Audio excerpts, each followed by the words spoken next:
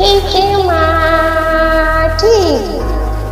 Ku danna subscribe, sannan sai ku danna alamar ƙararrawa domin samun sabbin shirye-shiryen Hikima TV da zarar mun ɗora.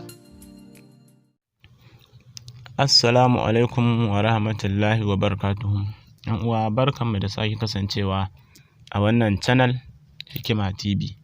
Idan kai sabon zuwa ne baka yi subscribe ba, ko kuma ka manta baka danna subscribe ba, muna roƙon ka danna mana subscribe, sannan ka danna ƙararrawar sanarwa domin a dinga sanar da kai da zarar mun ɗora sabon bidiyo. A yau darasinmu da za mu yi insha Allahu darasi ne ko kuma bayani ne akan shin za a iya satar maka kuɗi na account ɗinka na banki idan har aka san BVN ɗinka ko kuma ta hanyar amfani da BVN ɗinka. To wannan bayani yau shi za mu muku domin muna samun tambayoyi daga mabiyanmu kan cewa shin idan har aka san BVN number ka za a iya satar maka kuɗin cikin account ɗinka. To wannan tambayar a yau insha Allahu ita za mu amsa, saboda haka ku biyo mu. To da farko dai ya kamata mu san ko me ake nufi da BVN. Don haka kafin mu bayar da wannan tambaya amsa, ya kamata mu san me ake nufi da BVN. Idan aka ce BVN ana nufin Bank Verification Number, wato waɗansu nambobi ne da banki suke baiwa kowane mutum bayan sun karɓi waɗansu bayanai daga gare shi ko kuma daga gare ka kenan, wanda ya ƙunshi cikakken sunanka da kuma adireshinka, sannan da lambar wayarka, sannan kuma da hoton fuskarka, sai kuma hoton 'yan yatsunka.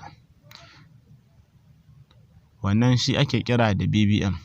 Ko maƙasudin assasa yin BVN shine domin a tabbatar da kuma a tsare dukiyoyin jama'a, domin a tantance adadin jama'ar da suke yin mu'amala da bankuna a kowace ƙasa.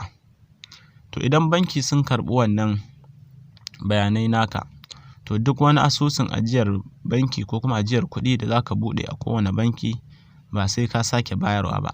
Kawai za ka ba da wannan lambobi na BVN ɗin da suka baka, da zarar an saka su, to sai a fidda maka account ɗin da za a buɗe maka da wannan bayanin naka. To yanzu sai mu koma kan bayaninmu. Shin ana iya satar maka kuɗi ko kuma za a iya satar maka kuɗi idan har aka san BVN ɗinka? To amsa ita ce wannan maganar kwata-kwata ba gaskiya ba ce, domin babu alaƙar da take tsakanin BVN da kuma account number ɗinka. Domin ko da wurin cire kuɗi ka je ka, sai ka manta PIN ɗinka na jikin ATM, to babu yanda za a yi kuɗinka ya fita, ko kuma ka je ka cike check za ka cire kuɗinka, to babu yanda za a yi kuɗi ya fita sai ka manta ka sa BVN ɗinka maimakon ka sa PIN ɗinka, to babu yanda za a yi su san wani irin account ne ko kuma wani kuɗi ne a ciki wanda za su cire ma.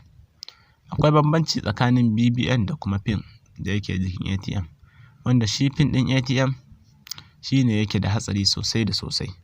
Saboda haka idan har aka san BVN ɗinka, babu tabbacin za a ma ƙwace a cikin account ɗinka ko a ƙwace ma kuɗi. Shi BVN kamar yadda na faɗa tun a farko, an yi shi ne domin a tantance adadin waɗanda suke amfani da banki a Najeriya, sannan kuma a tantance ko kuma a tabbatar da sunanka da komai naka, domin ka ba da information ɗinka an ɗora kuma an tabbatar, saboda ko da wani abin kai za a iya biyowa diddigi, a biyo ta hanyar amfani da BVN ɗinka a gano asalin ko kai waye ne.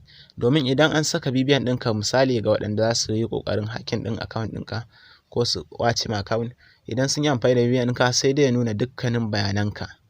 A ciki zai nuna date of birth ɗinka, zai nuna sunanka, zai nuna hotonka, zai nuna garinku da sauran kowane bayani duka zai nuna. To kun ga anan babu alaƙar da ta haɗa wannan da kuma alaƙar da ta haɗa banki kenan. Saboda haka idan har ka ga an yi ƙoƙari an ƙwace ma kuɗi ko an sace ma kuɗi a account ɗinka, to ba daga wajen BVN ba ne, sai dai kuma magana ɗaya, su masu yin hacking, masu ƙwacen kenan, suna amfani da BVN ɗin naka idan suka santa, sai su gano wani information ɗinka wanda za su maka tambayoyi a kai. Idan sun maka tambayoyi a kai, kai kuma ka yi tunanin daga bankinka ne, sai ka faɗa cikin wannan komar tasu. To yanda abin nasu yake shine, idan sun tashi misali sun san BVN ɗin naka sun je sun yi typing ɗinta, to a ciki kun ga za su ga date of birth ɗinka, za su ga garin da kake, sannan za ta iya su ga sunan bankin da kake amfani da shi, amma ba za su ga account number ka ba, ba su ga ATM pin ɗinka ba. Shi kuma kuɗi baya taɓa fita dole sai da wani pin naka, misali pin na ATM ko pin na account ɗin naka, dole sai da shi sannan kuɗi zai fita. Saboda haka idan sun yi amfani da BVN sun ɗora, to sai su kuma kira ka a waya domin za su ga number wayanka. Idan sun ga number wayanka za su ɗauka sai su kira ka, bayan sun kira ka sai su faɗa ma kan cewa saƙo ne daga bankinka kan cewa ATM ɗinka ya yi expire, ya lalace, saboda haka ba za ka samu damar cire kuɗi ba har sai ka sabunta shi. Don haka ka kira wannan number domin a sabunta maka shi. Za a iyo ma text a haka, wasu kuma za su kira ka su ma wannan bayani, musamman ga sabon buɗe banki, to da an kira su ana musu wannan bayanin sai a ce ATM ɗinka ya yi expire ba zai samu damar cire kuɗi ba, ko kuma a ce account ɗinka yana da matsala, an kira ka ne daga Central Bank, yana da matsala amma za a gyara maka shi, saboda haka ka saurare mu. To abin da suke tambaya anan suna wayo ne, kamar yadda a baya na muku wannan bayani. Za su ce ka faɗa musu lambobi guda 15 ɗin nan ko 16 na jikin ATM, na gaban ATM, ka faɗa musu lambobin nan. To idan ka faɗa musu sai su ce kuma ka faɗa musu expire date ɗinsa, akwai space a baya lokacin da aka yi shi da lokacin da zai expire, su ce ka faɗa musu. Akwai wasu lambobi guda 3 ana kiransu CBB ko CBB something haka ne dai, to sai ce su ba ka gaya musu wannan lambobin, sai ka gaya musu, sannan kuma sai su tambaye ka pin ɗinka na ATM, sai ka faɗa musu pin ɗinka. Bayan nan sai sun je sun yi login sun yi komai, to za a turo maka da pin, wato OTP password za su turo maka da shi, wanda idan har ka ba su wannan password to ka ba su damar a hau account ɗinka. To daga wannan lokacin idan baka san abu ba ka faɗa musu, shikenan sai su shiga account naka sai su ebe ma kuɗin naka da yake ciki. Da haka kun ga anan BVN ba ta yi amfani ba wajen ebe kuɗi. Saboda haka da zarar wani abu ya fito wanda ake cewa kusa BVN, ban ce dai a ko ina ku saka ATM ba, BVN ba, amma ba yana nufin da BVN za a iya ebe ma kuɗi ba. Idan har za a iya ebe ma kuɗi da BVN, to babu amfanin yin bankin ma kenan, tunda har za a iya bin bayananka a ƙwace ma kuɗi. Kun ga dole idan za su cire ma kuɗi to suna amfani da account number ka ne, ko kuma su yi amfani da su raina ma hankali, su karɓi information ɗin da yake jikin ATM ɗinka, wanda dole sai da shi za a cire ma kuɗi.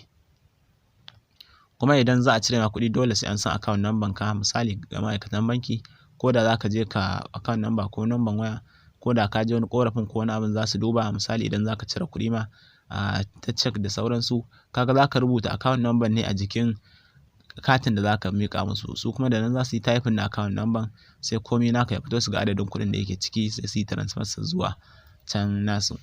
Don haka ku sani idan har da BVN ne ba za a iya ebe ma kuɗi ba dai gaskiya, amma kuma kada ya zamana a ko ina kuna saka BVN ɗinku, duk da ba a iya eba ba, amma kimiyya tana sake ci gaba, sauran abubuwa suna sake faruwa, dabaru da sauransu suna ƙaruwa. Saboda haka ko ta wace hanya za a iya ƙwace maka kuɗi, amma dai yanda bincike ya nuna BVN ba a iya ebe ma kuɗi ba, don BVN bayananka ne a jiki na tabbatar da cewa kai ne, shi ne kawai. Don haka wannan shi ne ɗan taƙaitaccen bayani kenan. Kawai dai mutum ya tsaya ya natsu, kada ya kuskura da ya ji kira an tambaye shi information akan bankinsa, musamman ATM, sai ya faɗi ya ce ya bada. To idan har da gaske ne bankinka ne, banki ba zai taɓa kiran ka ya ce wai pin ɗinka ATM ɗinka ya lalace ba, za a sabunta ma shi. No, banki ba sa irin wannan, sun fi ka sanin pin ɗin naka ba kai da kai, tunda su ne suka ma komai da ya danganci bankinka, sun riga da sun sani, sun fi ka sanin komai a kansa. To har ta yaya abinka zai samu matsala, zai lalace ba tare da sun sani ba? Kun ga dole sai sun sani, dole ne. To kun ga ta yaya ai ba su kira ka ce wai ka zo ka ba da su pin ba kaza da kaza, sun san pin ɗin naka, to don me za su tambaya? Idan har ta kama banki za su kira ka, to ko dai ka ji sun kira ka ba ce ma pin ɗinka ne ya lalace, dai ce daga bankinka ake kiranka kaza da kaza, ka zo banki rana kaza da kaza.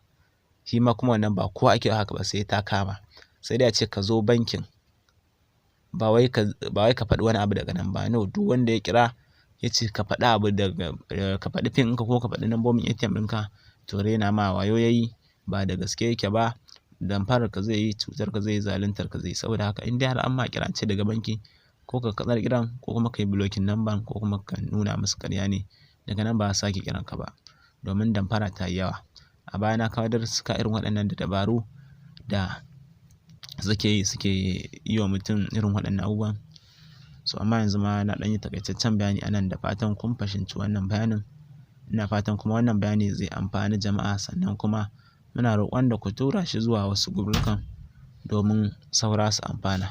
Ƙarshen wannan darasin kenan daga nan Hikima TV. Kada ku manta ku yi liking, ku yi sharing. Idan kuma ba ku yi subscribe ba, shi ma ku danna subscribe, sannan ku danna ƙararrawar sanarwa. Mun gode.